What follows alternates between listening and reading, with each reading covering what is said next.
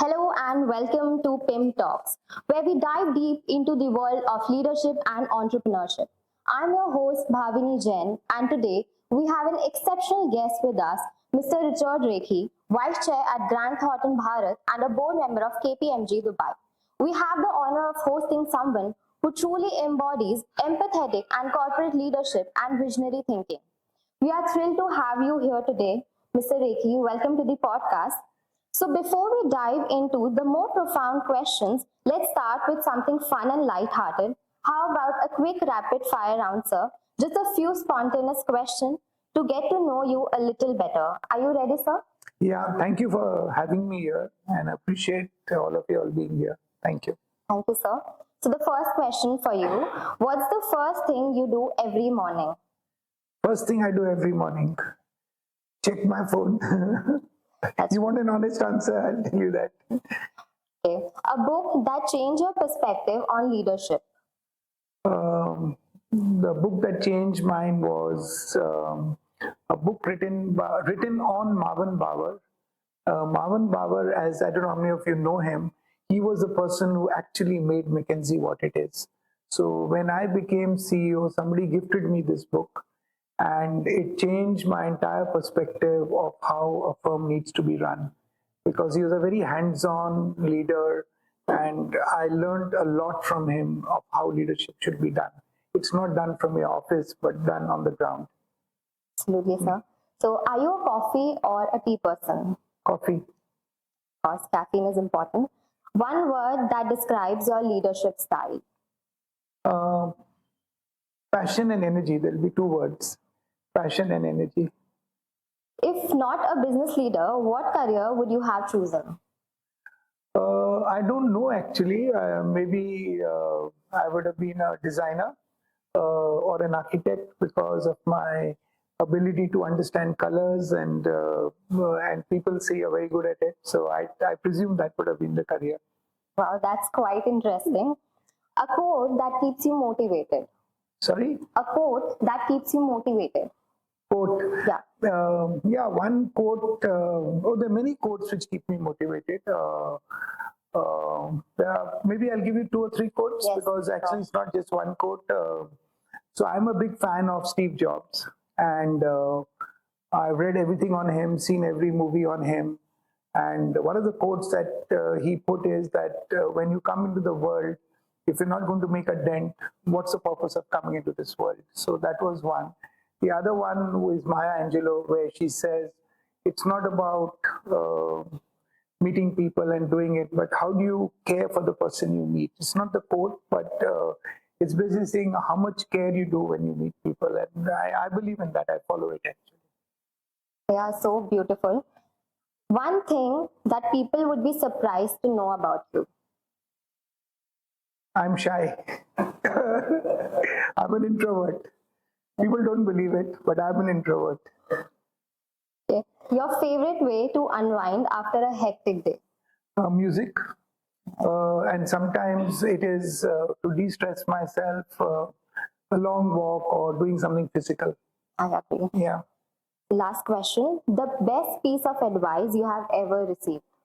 Best piece of advice, I don't know. I've received so much advice, but I think the one thing that I picked up, it may not be an advice, but one thing that I picked up is do everything. Okay, my mother once told me, let me talk about this one. She said that whatever you do, when the cover of in darkness, and when that cover of darkness is removed, you should not be ashamed of what you did. And my grandfather, I remember, he told me, but that's to keep telling him about corruption and everything. He's saying, let me see when your time comes, how you will deal with it when you're tempted or that corruption. And let me tell you, every time I came out of it, I used to say, I did it again. Wow. Yeah, so he challenged me actually. And he said, life you have to be practical. But I'm a bit of an idealist. That's beautiful and inspiring. So that was fun. Thanks for playing along. Now that we have broken the ice, let's dive into some more deeper questions. So my first question to you. So as freshers stepping into the professional world, One of the biggest dilemmas we face is choosing between joining big firms or the startups. So, in your experience, which part do you believe offers better learning and growth opportunities? Both sides are there. So let's not say that the big firms don't offer. They offer you a very structured, organized way of learning, but you just become very tunnel visioned because you are not exposed to the entire business. But if you go into a startup, your ability to learn much more is much better. You do things you'll never do in a big firm, and I think that is something which I think one needs to look at. My own career started in a small firm, a medium sector firm, where I started my career. 13 years I was there. I can still say that all my learnings that I got in my profession, from leadership to everything, was learned in that place. And it was not a large accounting firm. After that, okay, all my life I've been in large accounting firms, but that's where I learned a lot. So I think it's up to every individual. So I would say, if I have to advise somebody, I would say go for the role and don't go for the brand. Brand is good, maybe get your next job, but I think go for the role, which is more important, because see, ultimately in the end of life, people take you for the skills you develop. They're not interested, are you an MBA, are you this? Okay, that is good to have it and get you to the door. But what gets you the job is, what is your skills in e-commerce, what's your skills in AI, what's your skills? So that, I think skilling has become very important now. So I think for youngsters, critical thinking, skilling, all this has become very, very important. You have covered all the points beautifully. The next question for you is, social media has become a powerful tool in today's world, influencing not just our personal connections but also our professional networks and brand building. So, what are your views on the impact of social media on leadership and entrepreneurship? So one thing I will tell, I mean, you're all youngsters starting your life, and maybe a lot of youngsters will be listening to this. I think as you grow up in life, as you grow up in the world and you become more senior, the most valuable asset that you have is your network. And you have to ask the question, does your net work? So you have to ask that. So the connections and relationships are built. Not, you see, most of us are very transactional. I want something from you, I'll come to you and ask you, right? And but how much time do we invest in a relationship, building it, cultivating it? The true test of a relationship is when you're down and out, how many people come to help you? And that's the time you know that what impact you've left. And I think so. Social media is good, but don't waste your time in it. What happens is, you look at anybody; they're all the time looking at reels, and it has become such a. I think it is destroying productivity. It is destroying everything else, and I think we can use it to become friends. Actually, social media was there to connect people, but I think now it is created. It's the negative part of social media has come: hatred, lies, everything. Today, you don't even know what news you're reading is right or not, right? And everybody puts out their own views. There is no monitoring or control on it. So I think use it judiciously, use it wisely. Always cross-check, cross-reference. If you read something, is it true? And there are various ways to do it. But I think social media is a great way of learning. I've not been watching television since 2020. I've been off television. I've never watched a single, because I said, why get my blood pressure up? So I stopped, because I used to get angry. I said, okay, why leave it here? Be peaceful. All my news I get from social media. So I'm not any less. My sports, there are enough OTT platforms to watch any game, India, Pakistan, any match, anything you can watch. You don't need television anymore. I agree, sir. The next question for you. Your leadership journey is truly inspiring, having led prestigious firms and now mentoring emerging leaders. So, how would you describe your leadership style and what core qualities you look for when choosing employees or appointing someone to a key position? So I think let me take that second one first. When you look to appoint people to key positions, the biggest thing that you look from them is, are they passionate? What is their attitude? So if the person's attitude is good, then you hire. And I want to just give one story. I do not know whether you remember the terrorist attack on the Taj Hotel. And when Harvard did a case study, and they asked Taj, how come so many people died of the Taj employees, saving people who they did not know. They didn't know those guests, but they took the bullets from the terrorists and they saved. Taj could not. So Harvard went into deep and did the study and found out that when Taj hired, they hired for character. They went back to the school and they went to second tier, third, three tier cities to hire from there. And they wanted people who were honest, integrity, had kindness, compassion. So when I would look to hire people, I would like to see what is his characteristics, the character of the person. How much you can know in an interview. There's only so much you can come to know. But there are various traits you can see when you meet a person. I've been in profession 40 years, so when you meet a person, you come to know them in a little while. So how do you actually assess candidates' potential for leadership or empathy during hiring process? Like what one key? So actually, empathy is a very good word you have used. It is very difficult to get to know whether he's empathetic or not. Because when people come for interview, they come to tell a story. They try to make themselves look much better than who they are. And many of us get carried away. I've also got carried away a few times. So, I mean, let's be honest about it. But I think today I go beyond the word of empathy. So empathy was, I'll come and ask you how you are. But I do nothing about it. So I'm saying now what has come out is compassion. So you got a problem, how do I help you deal with it? How do I support you? How do I come? So I think post-COVID, compassion has become one of the biggest qualities of a leader.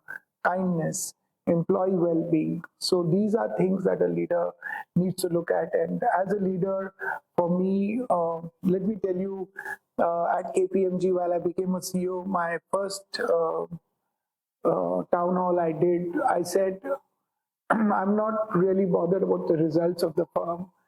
If I can make KPMG a more happier place than what it was when I got the leadership, I would think I'm successful. And we tried to do whatever we could. And the other one, which I feel for myself, this thing out there, when I look back at my innings there, is what support I gave to the people who didn't matter. The office boys, the security guards, the kind of help even today they feel that somebody has come and done something. I'm not going to go into the whole details of it, but we supported them a lot financially. Just to give a simple example, all those old people who were with KPMG for many years, we ensured that after they retired, for 10 years, they got their salary post-retirement. We ensured that, so that, because they came to me and told me, what will we do? We don't have money. So I said, okay, this is something we can do for them if that person has given his full life to the firm. And so that still continues there. And I'm so happy when I come to know that this person retired, he got the money, etc. Yeah. I can truly feel your empathetic leadership style. Moving on, stress management is a crucial aspect of leadership, especially in today's fast-paced work environment. And recently, the debate sparked by leaders like S.N. Subramaniam, Narayan Murthy, and Anand Mahindra has gained a lot of attention. So, what are your thoughts on this? So, first of all, I would like to ask those leaders who said it, how many hours do you work? The first question, you have to lead by example. As a leader, you lead by example. First, I want to ask them. Secondly, who are you asking to do those 100 hours of work? And what do you compensate them? And what do you take home? I think till that equity in compensation is not done, you have no right to talk. Number one. If you want to answer on that, I'm giving you a straight answer on this. On the second point, as far as stress management, which you're talking about, I'll give you the 5-ball theory, which I was a young girl actually. She was just qualified chartered accountant. She came and told me, I didn't understand it then. 15 years later, I understood what she said. So the 5-ball theory is that we juggle 5 balls in our life.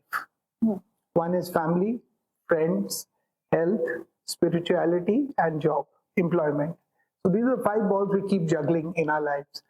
And in these 5 balls, 4 of them are glass balls, and one is a rubber ball. The job is a rubber ball. It can bounce, it bounces back. Other 4, if they fall, they crack, they break. Very difficult to build those relationships back. Family, friend, health. People don't invest enough in it. They don't spend. So I would say that as you're growing up, you're all going in for your jobs. Make sure you balance your life. Balance in a smart way. So for me, I don't call work-life balance. I call it work-life harmony. How we can create harmony within that and keep everybody, otherwise what happens after you have retired or you've moved on, you'll find you have no friends. Because all your friends are gone because you're so busy working and they think you're arrogant and you'll be a very lonely person. So I think we should always keep our relationships going. So the stress management, you're asking me, for me, my greatest stress buster has been music. And you must have one thing which makes you unwind. And don't take stress. I mean, why are we taking stress? I mean, the first question, why are you taking stress? Something has gone wrong. I remember the one principle I used while I was working right through my life. I never took work home. Okay, I used to work sometimes long hours, but I never took work home because I said home is for home and I never bring home to office. So you should be able to balance your life in such a way. So if you're going on vacation, why don't you enjoy your vacation? Why are you looking at your emails? Enjoy your vacation. And if it's vacation time, just do it. You're with your family, friends, just enjoy it. I mean, you'll never unwind. You'll all the time be connected to work. So I think people need to be smart how they actually deal with these particular things. Maybe I was fortunate, things worked for me. I'm not sure in this modern world how I would have dealt. And now I'm seeing people, everybody getting stressed out. I don't know, either people are weaker or they're, what is wrong, I don't know. Because I'll just give one small example. This is very important because, and it will define something to you. So a partner, you may have heard in one of the accounting firms, one girl died at work. One of the very senior partners wrote a message to me. He said, you would have read this news and it's very sad. We're all feeling sad. He's saying, but I remember the early days when I worked with you. He's telling me. And we used to work long hours. But the way you treated us, the way the things came together, we never stressed out. And he's saying that's where I learned work culture, how you can, you can work hard, you can work long, but you don't have to stress anybody out. You can be kind, you can be compassionate, you can be everything at the same time. So it is how you deal with the situation, how you treat people, most important. How do you treat them? Do you make them feel, do they make them feel wanted, cared for?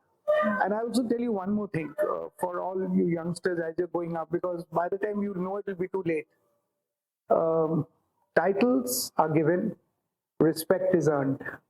You have to earn respect, and that comes from your work, nothing else. And the other one, life is a circle. Everything that goes up comes down, has to come down. You can't remain on top forever. Respect people on your way up, they will respect you on your way down. If you want to know, and if it's too late, you will learn it. So learn it now. Many times, many of you will be so smart, you will go up.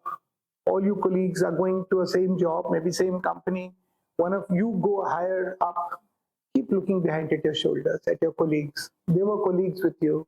You never know, one day they will be a boss somewhere else and you will go there. So treat people well, with respect. So many lessons to be learned. It's so beautifully explained by you. Okay, so do you believe that Indian enterprise has the potential to rival the Big Four, or can they become the next Big Four in the consulting and professional services industry? And if so, how can it achieve this? So the firm which I've just joined, Grand Thornton, I was in some ways responsible long back when they put their name as GT Bharat. And we are in the market to make sure that we make a dent in that universe. So the reason I've joined them is because I still believe I have energy in me, and we're going to give a run for money to a lot of people. So it is, so I believe, because if you have a positive attitude, one thing I did not speak about right through your questions is you must always have a positive attitude to everything. Problems are going to come, and be as honest as you can when you're dealing with them. Just take them on. Half the time we are scared, acha iska kya hoga, uska, leave it. I'm in a different kind of person. I say take the initiative, take the rap on the knuckles.